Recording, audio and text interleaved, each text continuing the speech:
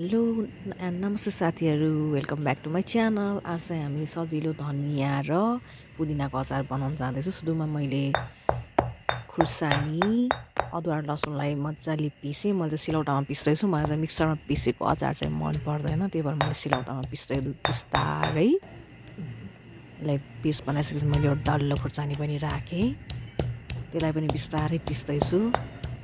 अलिकति fine paste बनाउनुपर्छ। त्यसपछि हरियोवाला रातो रातो भएको खुर्सानी त्यो एउटा पनि राखेँ, यो पनि एकदमै टेस्टमा मिठो हुन्छ। यसलाई पनि एकदमै मजाले पिसेँ, मैले फाइन पेस्ट गरेँ। त्यसपछिबाट मैले धनियाँ र पुदिनालाई राखेँ काटेर। धनियाँ र पुदिनालाई पनि मजाले थिच्ने सिलौटाले।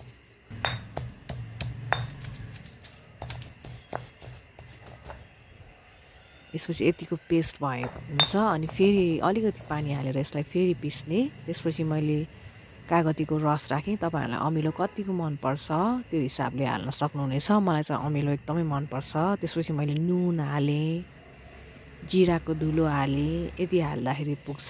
अब पनि यसलाई एकचोटि मजाले चलाइदिने, मिक्स गरिदिने।